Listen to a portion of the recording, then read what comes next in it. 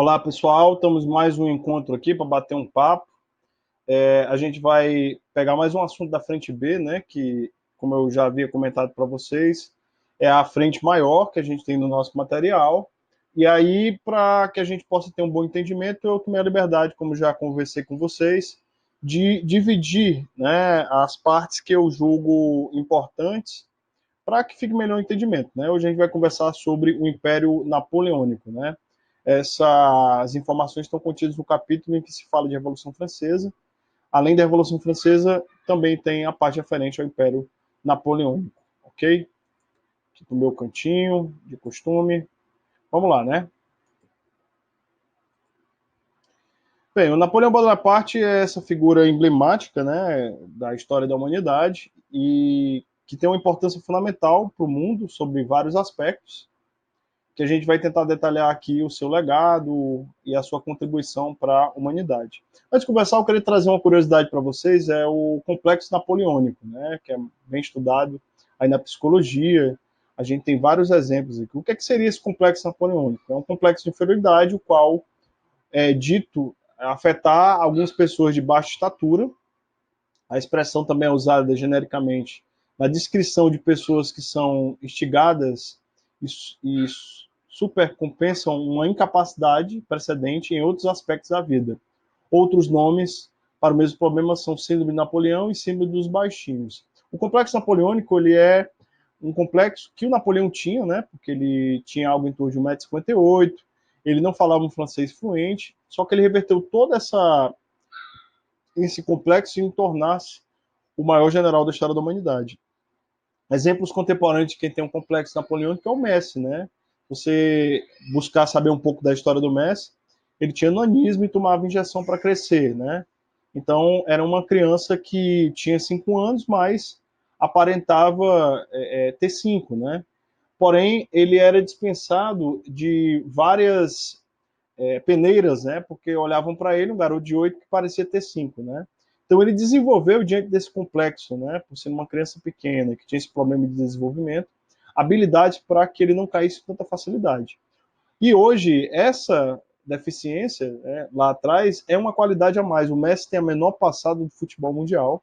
Ele é muito rápido, ele joga com a bola colada ao pé. E é o maior jogador do mundo, né? Então, o tamanho dele não foi problema. Então, ele transformou esse complexo em um resultado. Que isso efetivamente acontece com todo mundo, comigo, com você. Certamente nós temos alguma limitação, que de uma certa forma nós temos alguma dificuldade, mas que nos impulsiona para frente, né? Nos impulsiona para tentar querer mais, tentar desenvolver e tentar chegar numa excelência, né? Então, o complexo napoleônico é um complexo existente que acomete várias pessoas. O Michael Phelps, né, que ele tinha uma envergadura maior na horizontal do que na vertical, e os pais se separaram, então ele usou toda essa dificuldade, esse complexo, né, relacionado à culpa e também à sua envergadura, e se tornou o maior colecionador de medalhas olímpicas, né? Então, são exemplos de complexos napoleônicos que deram certo. Então, a era napoleônica, ela inicia, né, com o golpe 18 de Brumário, que é o resultado da decadência do diretório, né? Essa decadência do diretório ele vai provocar o medo da insatisfação popular, né, e a extinção das leis do máximo, e a ascensão da figura do Napoleão. A gente já conversou aqui, quando falou de Império Romano, que há uma militarização do exército, né, desde Silas e Mário, né?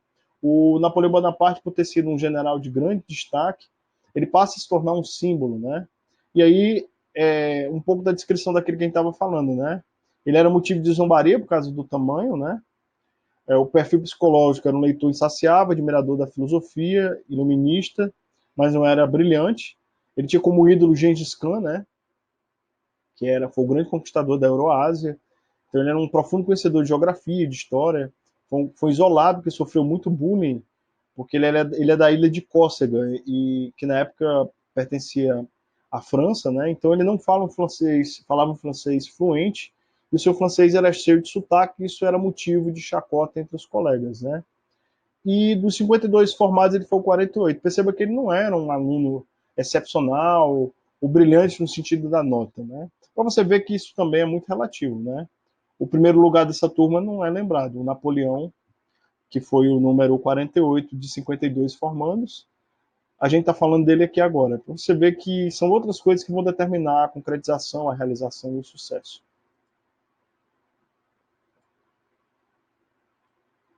Bem, de 799 a 1804 vai ser estabelecido um consulado, que é formado por três, e é um período de pacificação interna e externa, né? Um acordo de paz entre países vizinhos, né? Levando em conta que do terror francês até a diretória a gente vai ter uma série de conflitos, né?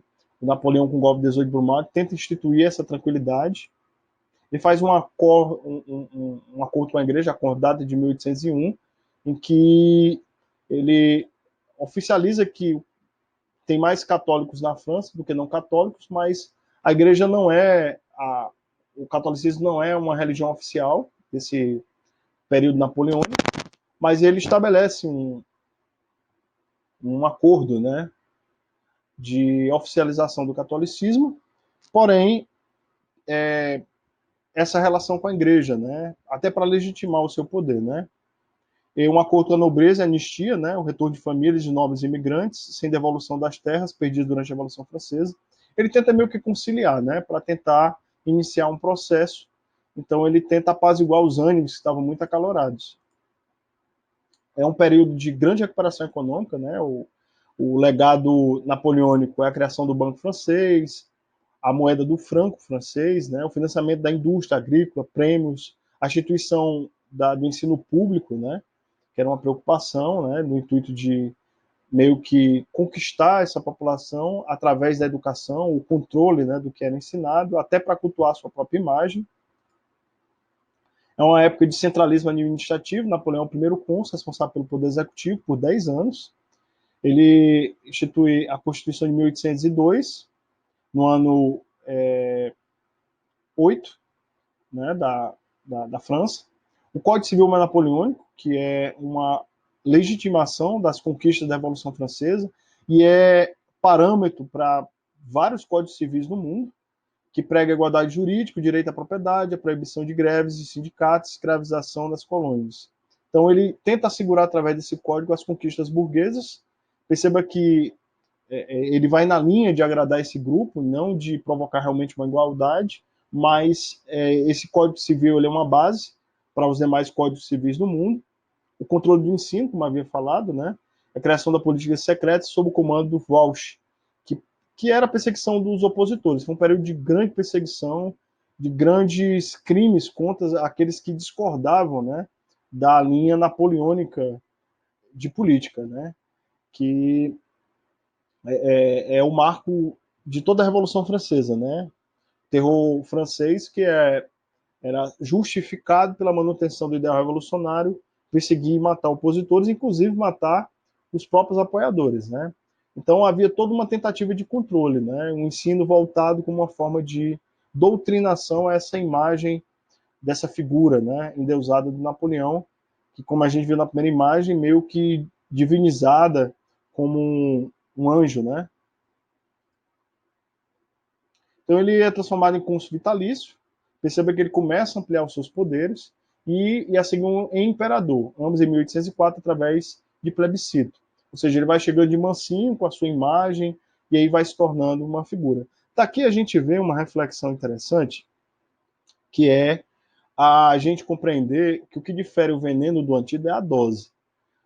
O grande projeto de manutenção. Repare que o golpe 18 de Brumário vem para tentar solucionar um problema de um conflito interno francês. Os ideais da Revolução Francesa começam a se diluir, e aí a figura do Napoleão é escalada como líder maior a resolver o problema e manter esses ideais. Porém, o projeto de manutenção de poder faz com que ele se torne um rei, né? Praticamente um rei. Aqui essa pintura retrata o momento da coroação, que ele toma do Papa a coroa e se autocoroa, né? Alta vaidade, um ímpeto muito inflamado, e aí aquilo que era um antídoto passa a ser o veneno, né? Muito embora ele tenha feito grandes coisas.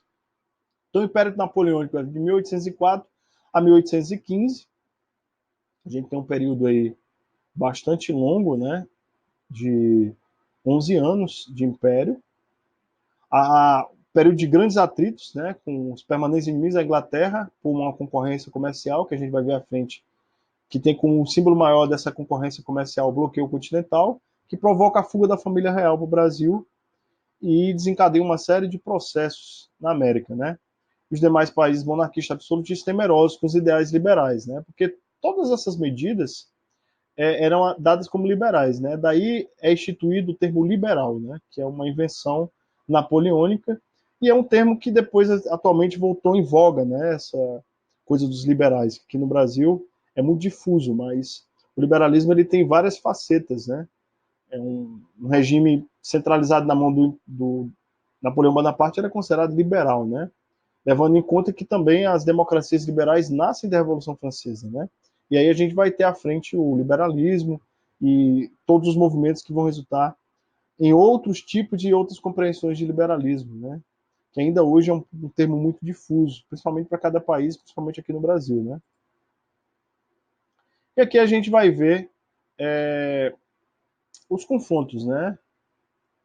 O Napoleão ele tem uma derrota contra os ingleses na Batalha de Trafalgar, aqui nessa região do Estreito de Gibraltar, né? E isso vai resultar no bloqueio continental, que é uma resposta francesa para atacar economicamente a Inglaterra. Então ele proíbe os países da Europa de manter relação comercial com o objetivo de vencer a Inglaterra através do esgotamento econômico. E aí ele aumenta o contrabando e a Inglaterra reforça o comércio com as áreas, porque isso cria um outro movimento, no caso de Portugal, que faz a convenção secreta e, com apoio dos ingleses, vem para o Brasil e estabelece o Tratado de 1810, que faz com que a Inglaterra ganhe muito mais do que se prejudique com esse bloqueio continental. Além de que também a Rússia vai furar esse bloqueio e a Rússia vai provocar a bancarrota do Napoleão, né? Que o Império Francês, a sua extensão, né?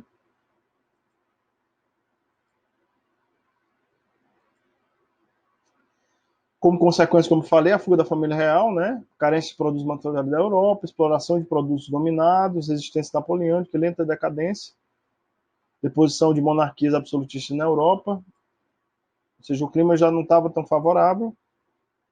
E em 1812 tem a campanha da Rússia. A Rússia fura esse bloqueio, e aí isso provoca, aí entra de novo aquela questão do ímpeto, né, da personalidade forte do Napoleão. As biografias e os livros que falam, ele falam de uma pessoa muito pouco acometida, né? Esse complexo dele fazia com que ele fosse muito impulsivo, né? E aí essa batalha com a Rússia gera a sua derrota, né? Porque a Rússia ela utilizava a sua própria geografia na estratégia de terra arrasada.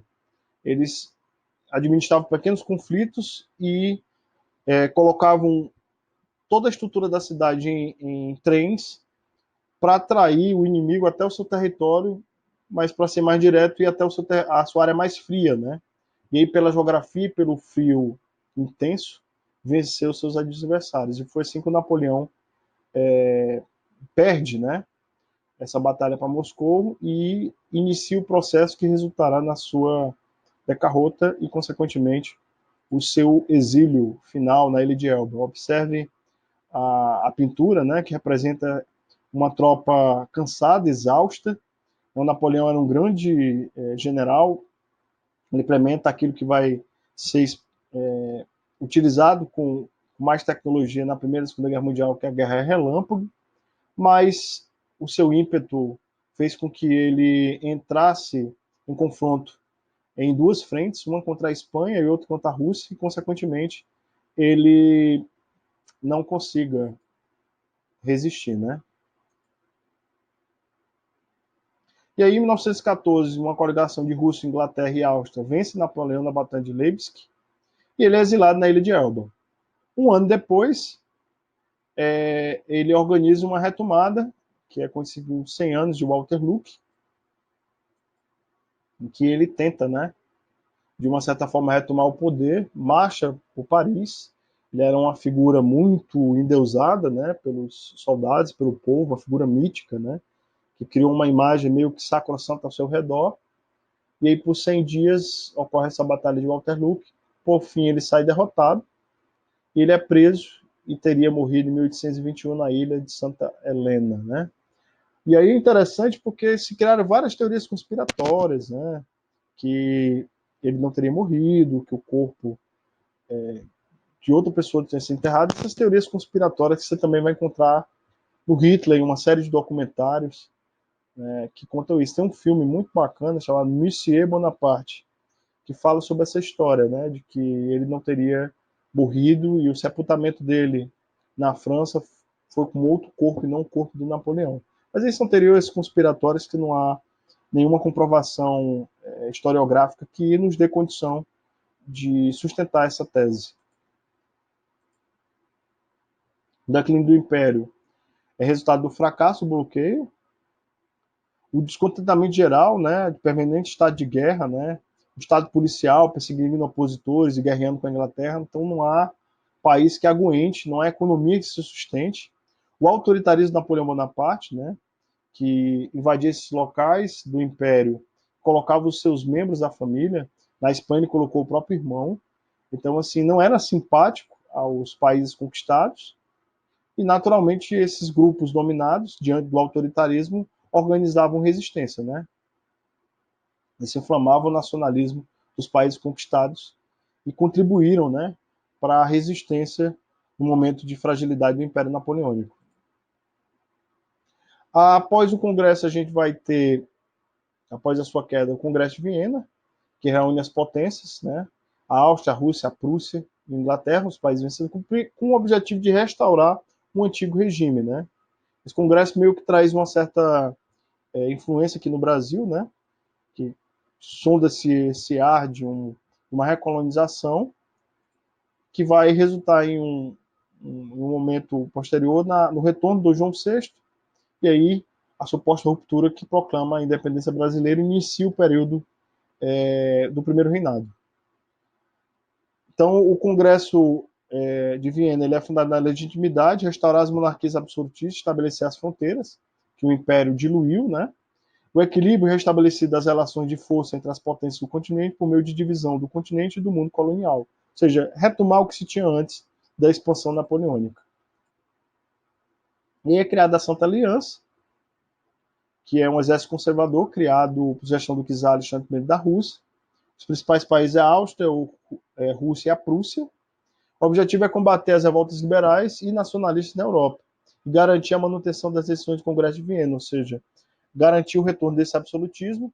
Só que aí a semente já tinha sido disseminada, então não tinha mais ambiente para esse absolutismo, então que vai gerar todo esse confronto, né, de ideias liberais e nacionalistas, que vai descambar na Primeira Guerra Mundial, né, tendo como eixo maior uma disputa de mercado, né, dessas potências.